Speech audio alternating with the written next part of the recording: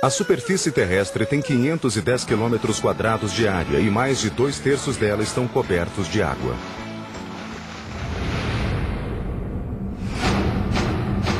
Até hoje, a maior parte dos nossos oceanos e mares continua inexplorada.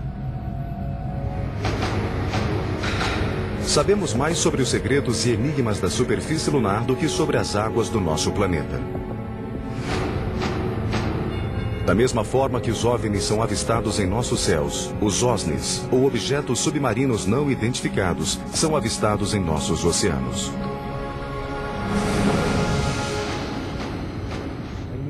O OSNI é um OVNI que também se locomove na água.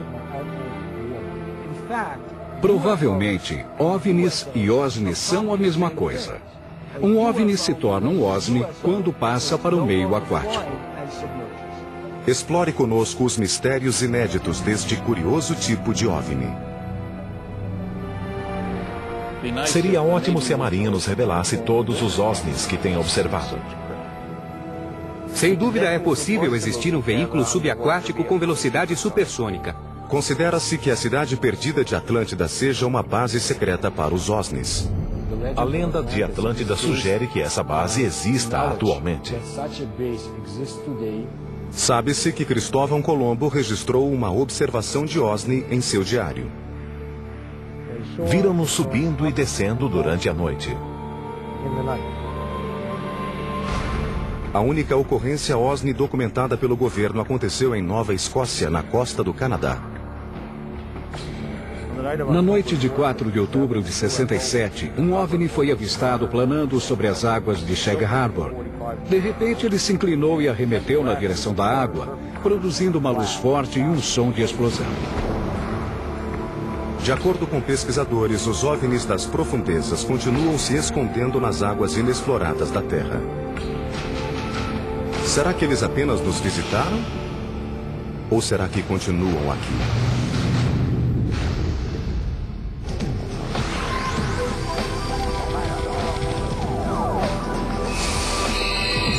Arquivos extraterrestres. OVNIs das profundezas. Este é o canal de Santa Catalina, um braço de 41 quilômetros do Oceano Pacífico que separa a cidade de Los Angeles da Ilha Catalina. Segundo os experts, estas águas, que em alguns pontos são tão profundas quanto a altura do Monte Everest, podem ocultar alguns dos mistérios mais sombrios do mundo. O que vocês estão vendo é um objeto voador não identificado. Isso não é montagem, é real. Essa imagem foi feita por Lillian Hansen quando filmava a Ilha Catalina de um helicóptero. Ultimamente, o aumento no número de observações de objetos submarinos não identificados, ou OSNIs, mergulhando e emergindo do canal, tem preocupado os moradores do local e os pesquisadores. Essa região é muito rica em atividade extraterrestre. Já cobri provavelmente uns 200, 300 casos de OVNIs que voavam sobre as montanhas ou sobre a água daqui. É uma área imensa. Preston Dennett é o autor de UFOs Over California. Ele investiga a atividade extraterrestre nesta área há quase 20 anos. Houve uma grande onda de observações na região da montanha Santa Mônica em 14 de junho de 92. As testemunhas viram um total de 200 objetos. E o interessante é que eles provinham de baixo. Normalmente, quando alguém avista um OVNI, ele surge nos céus como uma estrela que só depois começa a descer. Aqui eles vieram de baixo para cima. 14 de junho de 1992, 22 horas e 24 minutos. Por quase 2 minutos, as águas do Oceano Pacífico explodiram em luz enquanto centenas de naves brilhantes em forma de disco foram vistas voando para fora do mar em conjunto. Tal como em outros eventos similares, as naves emergiram do Pacífico em quase total silêncio. Depois planaram por um momento e logo após arremeteram em direção ao espaço. Até no distante distrito de Malibu, a polícia recebeu telefonemas que relatavam o incidente. A seguir, um telefonema real que foi dado naquele dia. Gabinete do xerife de Lost Hills. Alguém ligou para contar sobre algo estranho essa noite? Você poderia ser um pouco mais específico? Que tipo de coisa estranha? Luzes. Luzes? Sim. O que aconteceu com você exatamente no caminho de casa? Estou com vergonha de contar, porque você vai achar que estou louco. Nós vimos o que parecia ser uma luz brilhante nos céus. Entendo. Pelo barulho, não era um helicóptero. Pode acreditar, nunca fiquei tão assustado antes em minha vida. Segundo Dennett, o incidente também foi relatado para a guarda costeira de Long Beach, que nega ter recebido uma ordem de busca. O evento de 1992 foi o segundo a ocorrer em Los Angeles em 4 anos. Na manhã cinzenta de 7 de fevereiro de 1989, mergulhadores, sonares de navios e pessoas que estavam na costa avistaram um objeto não identificado comprido e escuro emergir do Pacífico. Por 90 segundos, o OSNI planou rente à superfície e, em seguida, ejetou uma dúzia de objetos menores e bastante rápidos. 1 minuto depois, a nave submergiu. O último sinal captado via sonar indicava que ela seguia em direção ao canal de Santa Catalina, quando desapareceu. Dúzias de objetos foram avistados da costa de Marina del Rey. Os OSNIs ejetavam naves menores com mais ou menos 6 metros de diâmetro que foram vistas navegando sob a superfície do oceano. E elas também entravam e saíam da água. Tal como o incidente de 1947 em Roswell despertara a curiosidade mundial sobre os discos voadores, os acontecimentos próximos a Los Angeles deram início a uma onda de pesquisas sobre as ameaças e o potencial dos tais OSNIs. Os oceanos cobrem 70% do planeta Terra. Eles escondem muita história e muitos mistérios. É bem possível que exista uma sociedade de criaturas, de seres inteligentes e evoluídos, vivendo nas profundezas, porque eles têm essa capacidade e porque ninguém chega lá. É fascinante pensar sobre os OVNIs subaquáticos, porque eles podem saber muito mais sobre nosso planeta do que eu e você. A capacidade que um OSNI tem de se multiplicar ou de se dividir em partes é única. Houve um caso impressionante que ficou conhecido como o Evento do Golfo Nuevo. No dia 8 de fevereiro de 1960, a Marinha Argentina detectou 2 objetos não identificados parecidos com submarinos em suas águas. De repente, de acordo com os relatos, o sonar indicou que os objetos subaquáticos começaram a se subdividir e a alçar voo a partir da água. Contato do sonar 158, 191 metros. Contato do comando 158, 191 metros. Em 1960, a Marinha Argentina detectou 2 submarinos gigantes que, inexplicavelmente, se multiplicaram em 6 outros submarinos. Os argentinos não conseguiram capturá-los nem destruí-los porque as naves simplesmente desapareceram. O caso chegou a atrair a atenção dos oficiais mais antigos da União Soviética. Nikita Khrushchev, líder da União Soviética na época, ficou tão intrigado com a história que enviou seu auxiliar diplomático à Argentina para descobrir o que estava acontecendo. Enquanto alguns pesquisadores alegam que estes objetos podem não passar de submarinos militares disparando torpedos, outros argumentam que os submarinos não eram capazes de disparar 6 ou mais torpedos em 1960. O livro de 1970, Invisible Residents, escrito pelo pesquisador Ivan Sanderson, foi o primeiro a analisar o fenômeno OSNI. Ele revela outra característica interessante do comportamento OSNI. Em março de 1963, um submarino americano em exercício navegava conforme programado a 160 quilômetros da costa de Porto Rico. Subitamente, um submarino se desvia da rota prevista depois de detectar um objeto estranho que navegava na velocidade de 270 km por hora. Os oficiais ficaram impressionados. O OSNI viajava a uma profundidade de 6.000 metros. O som que o objeto emanava indicava que possuía um único motor e navegava a 6.000 metros de profundidade. O máximo que um submarino típico suporta descer são 2.000 metros. Então, o que quer que fosse aquele objeto, utilizava uma tecnologia superior à dos submarinos da época e até à dos atuais. A embarcação foi rastreada por quase 4 dias por todo o grupo.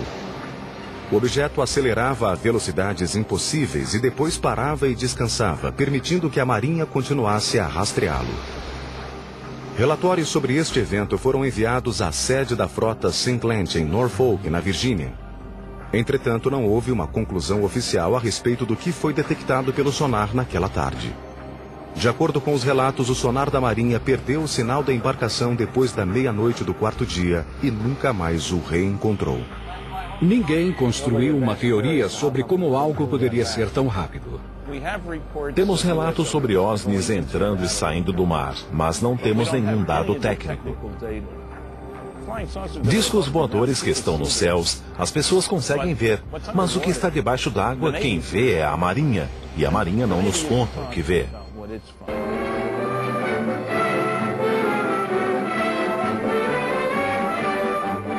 Inflando um enorme balão a bordo do navio USS Norton Sound, a Marinha se prepara para estudar os pretensos raios cósmicos no Oceano Pacífico.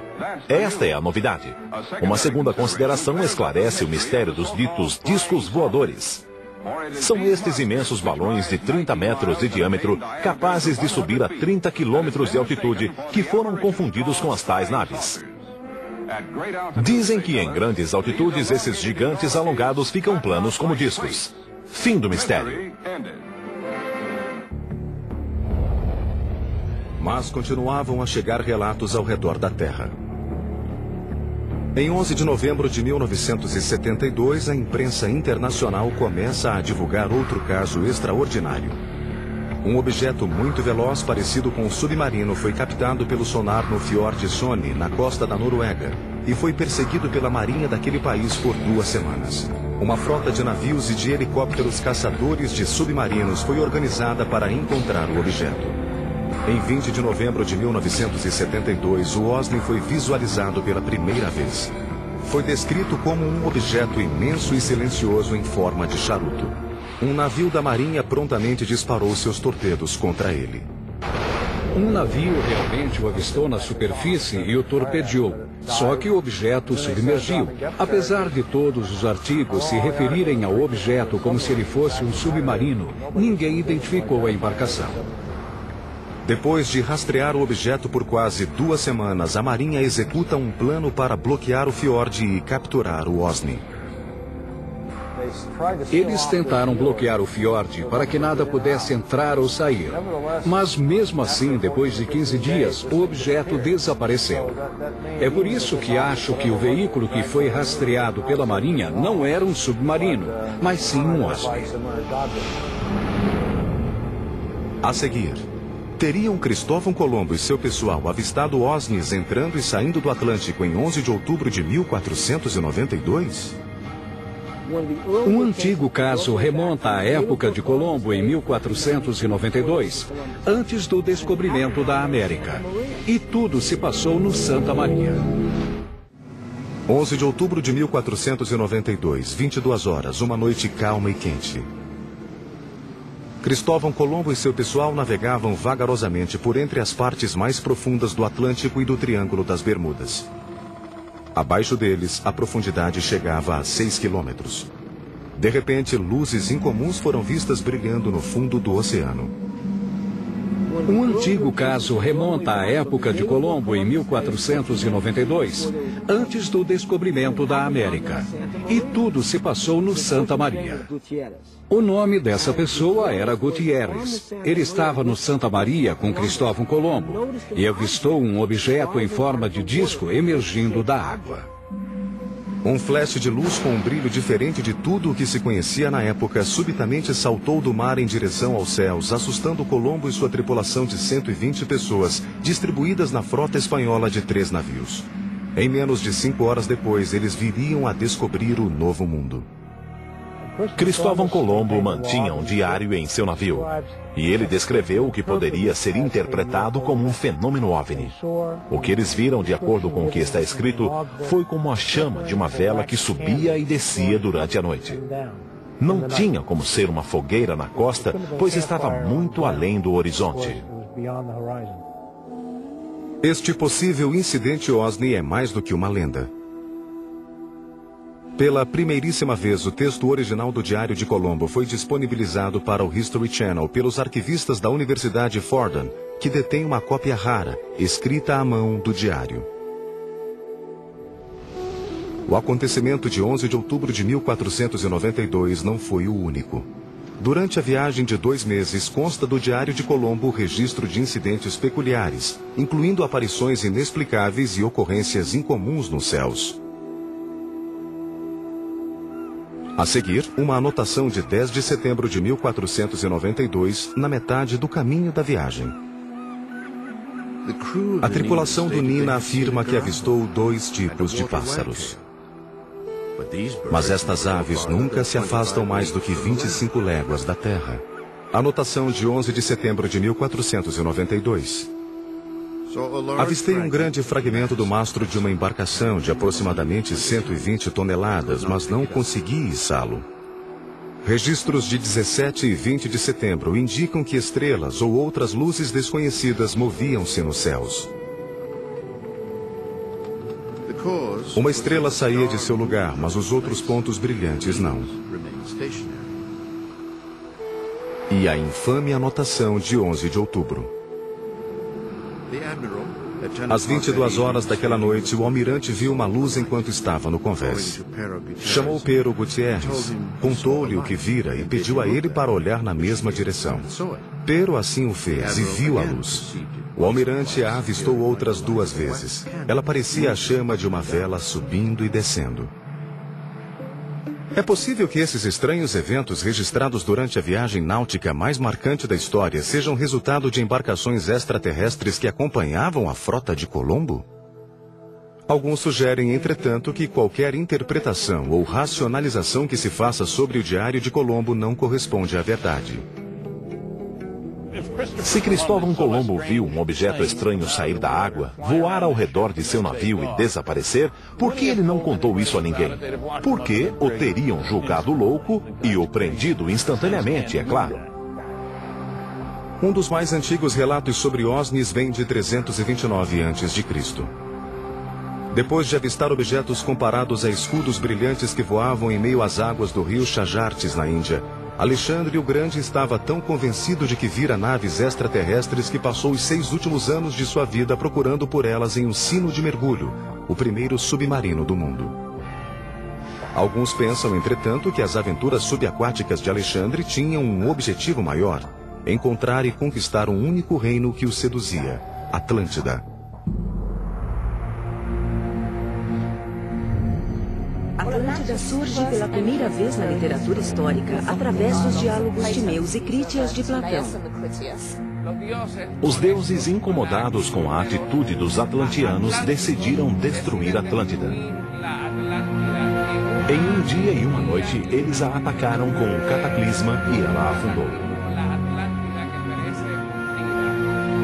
Até hoje, pesquisadores cogitam se a Atlântida não poderia ser um centro de atividade OVNI.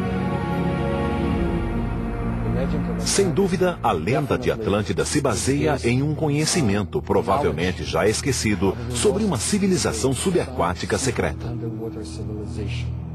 A suposta localização de Atlântida no Mediterrâneo seria conveniente para os OVNIs, pois dali eles poderiam monitorar as civilizações humanas e suas rotas náuticas entre a Ásia Menor, Roma e Atenas.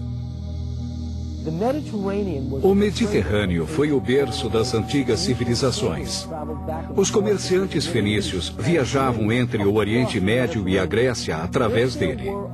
Se houvesse uma civilização extraterrestre ou primitiva que quisesse disseminar sua mitologia pelo planeta, o Mediterrâneo seria uma base natural e estratégica para isso. Não sei se Platão se referia aos OVNIs quando mencionou a Atlântida, mas acredito que havia pessoas que deduziram que a Atlântida era real, que ela se localizava no Atlântico e que estava escondida nas profundezas desse oceano. Os atenienses antigos, contudo, não foram os primeiros a registrar histórias sobre objetos não identificados nos oceanos. Os experts acreditam que os egípcios antigos podem ter até registrado observações em seus hieróglifos. No Egito Antigo, no templo da cidade de Abidos, alguém fez uma inscrição, um desenho de um submarino. Há também o desenho de um objeto que parece um helicóptero. Quem os teria feito? Como os egípcios antigos conheceriam esses objetos? Não fazemos ideia.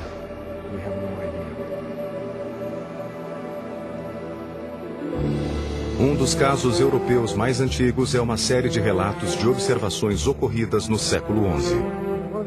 Um dos casos mais antigos que pôs no site se remonta ao ano 1067. Tem a ver com os camponeses que viram algo flamejante nos céus. O objeto desceu até a terra, iluminou o campo, depois decolou e desapareceu no mar. Carl Find estuda o fenômeno OSNI há quase uma década. Seu site na internet, waterufo.net, tem um arquivo com mais de 900 relatos atuais e históricos sobre OSNIs. Segundo Find, um dos primeiros casos do século XX foi descrito detalhadamente pelo Philadelphia Inquirer em 1º de agosto de 1904. De acordo com o jornal, um navio cargueiro inglês, o Moykan, a caminho da Filadélfia, foi envolvido por uma estranha neblina metálica que brilhava como fósforo. Descobri recentemente que o caso é muito mais complexo e assustador do que parecia ser. O capitão e a tripulação confirmaram que um objeto veio do oceano e que uma nuvem brilhante envolveu o navio. Não era um meteoro caindo, mas algo que saíra do mar. Conforme a nave se aproximava da embarcação, o capitão tentava distrair a tripulação para dissipar seu medo. Eles não conseguiam tirar nada do lugar enquanto a nuvem envolvia o navio. O jornal também afirmou que durante o evento a bússola do navio girava com a velocidade de um motor elétrico e que os marinheiros não conseguiam mover objetos de metal que estavam no convés magnetizado. Ainda no artigo, há uma fala de Urquhart, capitão do Moykan, afirmando que o fato poderia ser confirmado por toda a tripulação. Mas talvez o incidente mais impressionante em termos de OSNIs, de acordo com os experts, seja um caso canadense de 1967. O caso de Shag Harbor é o mais importante que já foi documentado. O OVNI se locomoveu sob a água e um segundo OVNI se juntou a ele. A seguir, visitamos Shag Harbor no 39º aniversário desta ocorrência OSNI crucial. Em 4 de outubro de 1967, as luzes estavam ali na água, bem atrás de mim.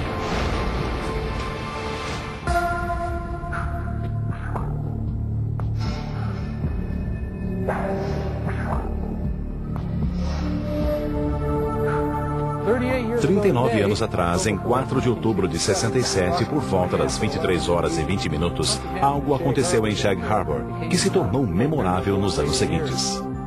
A noite de 4 de outubro de 67 ficou conhecida como a Noite dos OVNIs entre os pesquisadores do assunto.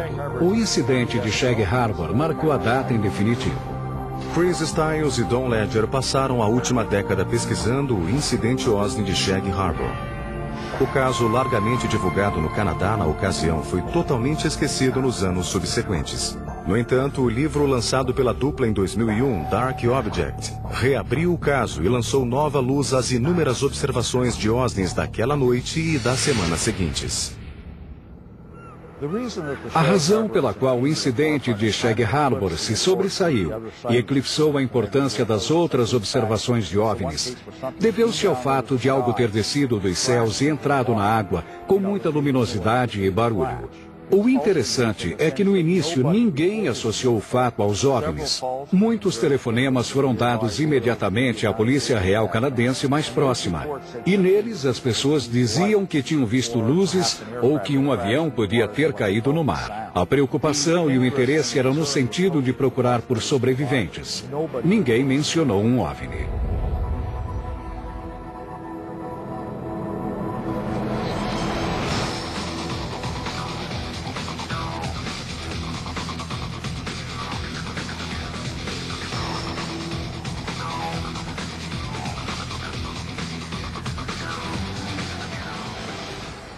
Eu não estou surpreso por ter visto coisas nos céus naquela noite. Por toda a Nova Escócia, naquela hora, houve muitos e muitos comentários sobre OVNIs. Logo depois da curva está Shag Harbor. Foi ali que as pessoas se reuniram e observaram o que quer que tenha acontecido há 39 anos. Todo ano, Ledger e Stiles fazem uma viagem de aniversário a Shag Harbor para encontrar com Norm Smith, uma das 3 testemunhas sobreviventes.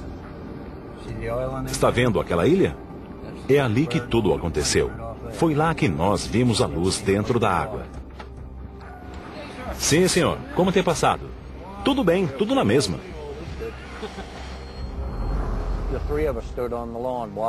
Nós três ficamos no gramado observando as luzes. Eventualmente elas começaram a se mover em nossa direção e depois arremeteram contra o solo.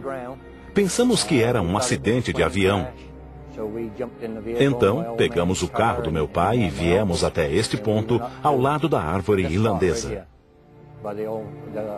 Quando chegamos aqui, havia mais umas 10 pessoas. Observamos as luzes na água por uns 2 ou 3 minutos, até que elas desapareceram. O que aconteceu depois é incontestável. Antes da meia-noite de quarta-feira, 4 de outubro, os oficiais da Polícia Real Canadense, que também presenciaram o evento, vasculharam a água em barcos até às 3 da manhã com a ajuda de vários pescadores locais, inclusive Norm Smith. Ao meio-dia de sexta-feira, 6 de outubro, mergulhadores da Marinha Canadense de Halifax chegaram e vasculharam a área durante todo o fim de semana. Eventualmente, 7 mergulhadores foram despachados da unidade de Halifax e levados a Shag Harbor. Eles trabalharam duro durante todo o fim de semana. Na manhã de segunda-feira, a busca foi dada como concluída. E no relatório aparecia apenas a palavra OVNI, circulada e grifada. De acordo com relatórios do governo, o objeto viajara do sul para o norte ao longo do litoral da Nova Escócia. A certa altura, ele parou e ficou planando. Então, por volta das 23 horas e 20 minutos, o objeto mergulhou na água sob um ângulo de 45 graus a 270 metros da costa. Bem atrás de mim foi onde vimos as luzes, na ilha Bomb Portage, bem atrás de mim. Quando os oficiais da polícia canadense chegaram à costa pela velha estrada número 3, o OVNI ainda estava se movendo sobre a superfície da água. Inclusive, ele parecia deixar um rastro de espuma amarela e densa. Na semana seguinte à do ocorrido, a história se torna ainda mais misteriosa e o caso acaba na primeira página dos jornais canadenses. Tal como Ledger e Stiles contam em seu livro, no dia seguinte àquele em que o incidente foi oficialmente classificado como um evento OVNI, uma segunda nave mergulhou no mar da Nova Escócia e foi se encontrar com a primeira. Então a nave veio descendo em uma velocidade impressionante. Veio através do norte de New Brunswick, passou direto pela Baía de Fundy até o sul de Nova Escócia e mergulhou no mar aqui. As autoridades já sabiam que o objeto tinha se movido sob a água e estacionado no fundo, ficando lá por uma semana. E depois disso, o OVNI começou a se mover na direção do Golfo de Maine, com a guarida de uma segunda nave que ajudava a consertá-lo. E as duas saíram da água e voaram por sobre o Golfo. O que é interessante é que há um segundo relato de observação também em Shag Harbor, sobre 2 grupos de luzes, um amarelo e outro laranja, saindo da água e voando para longe. O mistério sobre o evento de 4 de outubro de 1967 continua a instigar debates e pesquisas. Há uma grande quantidade de documentos que interpretam o incidente como a queda de um OVNI. Um dos parágrafos afirma que uma investigação preliminar foi conduzida e que nela foi descoberto que o objeto não era resultado de incêndio ou afundamento de uma aeronave ou de qualquer outro veículo conhecido. Na época, 30 e tantos anos atrás, eu não sabia se aquilo era um OVNI ou outra coisa. Mas ninguém nunca conseguirá me fazer acreditar que não havia nada lá, porque havia sim. A seguir, assista à filmagem inédita de um possível OVNI emergindo das águas da Laguna Cartagena, em Porto Rico. E eles vinham em direção à Laguna Cartagena. E logo após, um cientista da Universidade da Califórnia revela que a velocidade supersônica dos OVNIs no fundo do mar não só é possível, como muito provável. Talvez a região com o maior histórico de atividade OVNI seja a área ao redor de Porto Rico. Assim como o misterioso Triângulo das Bermudas, a ilha tem sido foco de debate OVNI há décadas. Em Porto Rico, há muitas ocorrências OVNI, e elas são similares às dos outros casos. Porto Rico é considerado dentro de todas as Américas como o lugar onde há o maior número de aparições de OVNIs. Membros do projeto Argus, grupo de ufologia porto-riquenho, concordaram em guiar um tour por algumas das áreas mais famosas pela atividade OVNI. A Laguna Cartagena é uma lagoa que fica isolada no sudeste da ilha e está ligada à maior parte da atividade OVNI do país. Há anos eu conduzo investigações em Laguna Cartagena, onde também há muito mistério sobre os OVNIs. Desde 1930, tem havido centenas de ocorrências em Laguna Cartagena, com muitos OVNIs entrando e saindo da área. 8 de outubro de 2002. Às 21 horas aproximadamente, o policial e membro do projeto Argus, Carlos Torres, viu um OVNI vermelho e brilhante saindo das águas da Laguna Cartagena em uma velocidade incrível. Logo depois, o objeto parou e ficou planando acima da superfície da água. Testemunhei um objeto planando sob a Laguna Cartagena. Os militares se envolveram no caso porque eles também o viram. A nave voou até o Monte Índio, fez a volta, retornou e ficou planando sobre a laguna.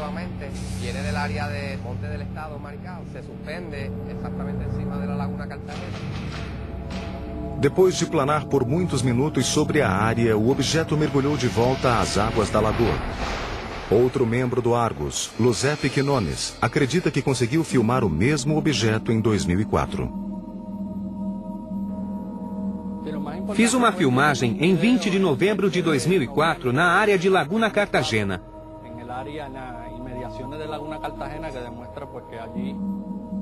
Eis o vídeo inédito que foi feito neste lago e que é uma possível evidência de um OVNI. A nave brilhante foi vista ao sair da água e planou por quase 1 minuto antes de voar para longe. Nos anos 90, houve várias tentativas de desacreditar as atividades OVNI, apesar de haver centenas de testemunhas oculares das luzes que entravam e saíam da água.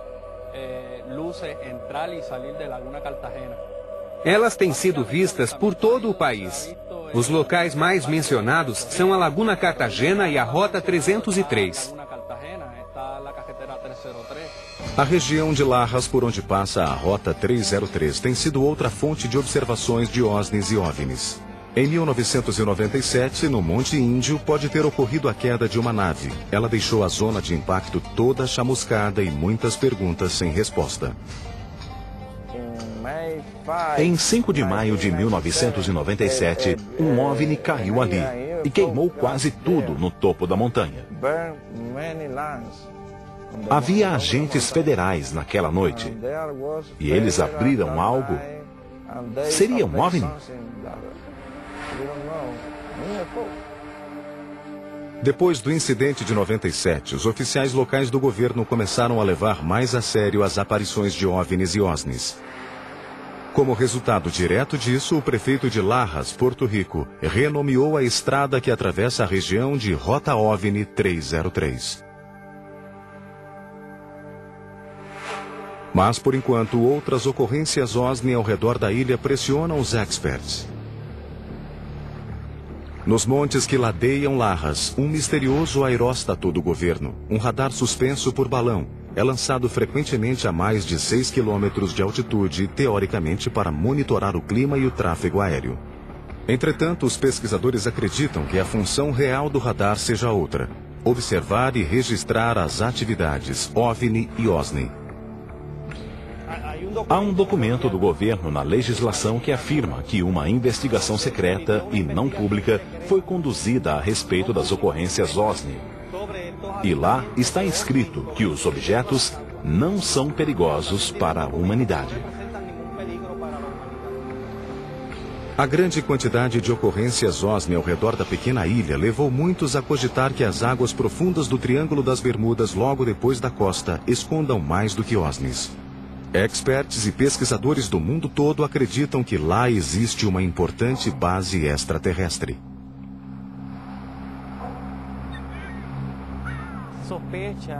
Suspeita-se que haja uma base entre La Pagueira e uma área próxima a Cabo Vermelho. A região tem águas muito profundas e cavernosas e vai até a Laguna Cartagena. Pensa-se que os OSNIs ficam entrando e saindo da água para que possam acessar áreas diferentes dentro das próprias bases subaquáticas. Poderiam todos estes eventos ser fruto do misticismo local ou talvez da lendária influência do Triângulo das Bermudas? Na cultura porto-riquenha, apesar de a maioria das pessoas comentar sobre chupacabra e Triângulo das Bermudas, elas não acreditam em nada disso. Ou será que haveria algo mais? É fato, os OSNIs de Porto Rico são reais. Há centenas de relatos e de testemunhas. É tudo verdade. Eu acho que o fenômeno OVNI é real. Aqui em Porto Rico tem havido centenas de casos. Isto é uma realidade. A seguir, uma possível evidência fotográfica de um OSNI saindo das águas do Golfo Breeze, na Flórida.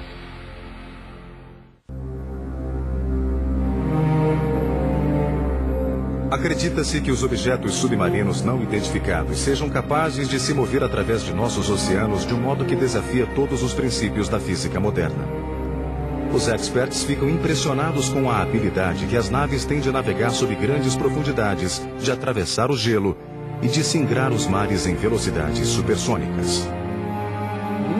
Essas naves podem viajar debaixo d'água porque são impermeáveis, assim como são imunes aos raios gama, aos raios cósmicos e a qualquer outra coisa que possa atrapalhar sua jornada através dos diversos meios. De acordo com todas as informações, estamos lidando com uma tecnologia muito avançada. As naves contornam os navios e sem mais nem menos mergulham na água. Não existem barreiras para elas. Passam facilmente de um lado a outro. Em 1969, quando conduziam seus exercícios cotidianos de quebra de gelo perto da Antártida, marinheiros americanos a bordo do USS Calcaterra viram um objeto não identificado submerso que apresentava algumas habilidades impressionantes. Ivan Sanderson comenta na revista Argosy sobre um evento no Ártico em que um objeto simplesmente abriu seu próprio caminho através do gelo e decolou. Um objeto com pelo menos 30 metros de comprimento, semelhante a um submarino, emerge do oceano totalmente congelado em uma velocidade incrível. Mas este caso, contudo, é apenas um de muitos incidentes similares reportados pelas marinhas ao redor do planeta.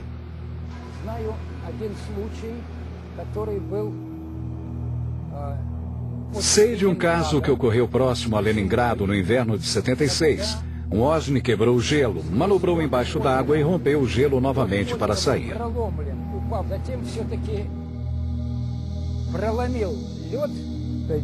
Eles derretem o gelo. Se fosse um meteoro, ele quebraria o gelo em pedaços e o espalharia por todo lado. Já o OVNI cava um buraco limpo. As testemunhas dos OSNIs também revelam que quando as naves emergem, liberam muita água. Eddie Walters, morador do Gulf Breeze, em 7 de julho de 1988, tirou esta fotografia inédita do que parece ser um OSNI sobre um jato d'água em forma de tornado. Ele estava olhando rumo ao Golfo Breeze a mais de 2 quilômetros, quando viu que a água sob o objeto começou a borbulhar. Ed podia vê-lo se mover e, de repente, uma coluna d'água subiu até o casco da nave. A foto que Ed tirou mostra exatamente isso. Esse tipo de caso levou alguns experts a considerar que os OSNIs utilizem água como fonte de combustível. Há quem pense que a água é essencial para o processo de fusão. Há muitos casos em que os OVNIs planam sobre reservatórios de água pequenos e grandes. Realmente, tudo indica que eles utilizem água para ajudar sua nave de alguma maneira. Pode ser que eles usem água como combustível. Quando falam sobre objetos que planam sobre a água e que aparentam sugá-la, realmente parece que precisam de um bom gole para seguir em frente. Há teorias científicas modernas a respeito de como os OSNIs teriam desenvolvido a capacidade de se locomover através da água com tanta eficiência. Pesquisadores cogitam tudo, desde sistemas de propulsão maciça a jato até bolhas de atrito que envolveriam os objetos. Os motores deles não são parecidos com os que conhecemos. Eles seriam geradores de força magnética e criariam um envelope protetor ao redor da nave, que repeliria o magnetismo natural da Terra. Isso lhes permitiria acelerar, desacelerar, subir, descer e viajar dentro d'água, por exemplo. Retirando energia de fluidos condutores de eletricidade, a nave consegue controlar a resistência, o fluxo, a velocidade, a sustentação. Ela pode resolver todos os problemas de locomoção e de alta velocidade dentro d'água. Um sistema aerodinâmico magnético funciona de forma similar à do submarino eletromagnético, que foi testado com sucesso. Um submarino eletromagnético foi realmente construído e testado pela Universidade da Califórnia em Santa Bárbara nos anos 60. Ele utilizava a capacidade natural da água salgada em conduzir eletricidade. O primeiro bom resultado de um sistema de propulsão eletromagnética foi obtido em 1966, quando este submarino especial foi apresentado. Este veículo aquático se locomove exclusivamente sob forças eletromagnéticas. Ele não tem nenhuma parte móvel. O princípio por trás disso é que a água do mar é um fluido eletricamente condutor. Se você vai contra a água do mar, segundo as leis de Newton, ela te empurra de volta, e assim você se move. Será possível que os OSNIs usem essa capacidade natural dos nossos oceanos para atingir velocidade supersônica? A água é um grande condutor magnético. Na verdade, se eles usarem um processo chamado de diamagnetismo, que é uma força repelente fraca, a água pode potencializar esta força. E isso explicaria como as naves conseguem se locomover tão bem na água. Um pesquisador sugere que os OSNIs podem se mover rapidamente em meio aquático e evitar um dano maior usando os mesmos princípios de uma lâmpada comum. O OVNI corresponderia ao filamento e o campo seria o bulbo, com a função de proteger o OVNI. Este impediria a entrada da água, que na verdade nunca chegaria a tocar o OVNI.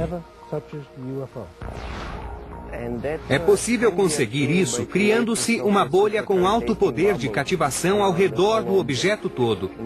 Assim, o OSNI viajaria dentro de uma bolha de vapor d'água.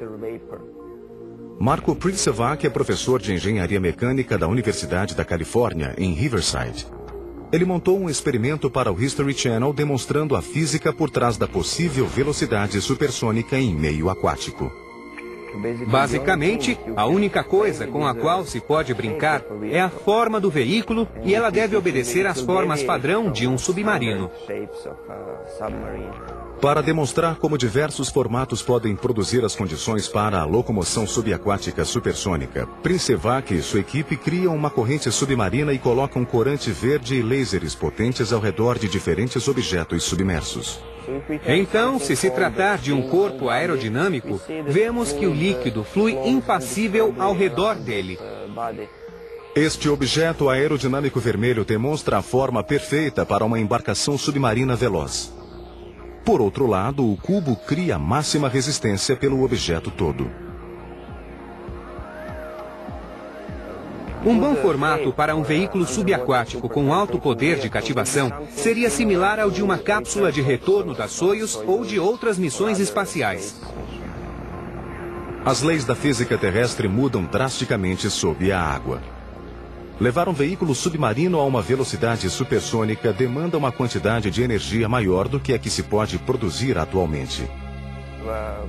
Um veículo com 1,5 metro de diâmetro que viaje na velocidade do som no ar precisará de um motor com 15.000 cavalos de potência. Para que o mesmo veículo atinja a velocidade do som debaixo d'água, vai precisar de um motor com 1 milhão de cavalos de potência. Mesmo sendo cientificamente possível que os OSNIs atravessem os oceanos em velocidades supersônicas, como teria sido desenvolvida a tecnologia necessária para atingir este feito? Os inúmeros mistérios que envolvem essas naves podem nunca ser totalmente desvendados, e é exatamente isso que estimula o estresse e a maior discussão entre os pesquisadores. Acho que é mais fácil para nós levar o homem à Lua ou até criar uma base lunar do que levar o homem ao fundo do oceano. Se eles são hostis e vieram para conquistar a Terra, já o fizeram há milhões de anos. Podemos ser fruto da criação deles. A Terra pode ter sido conquistada, nós trabalhamos para eles e eles vivem aqui. Todo o planeta pode ser deles.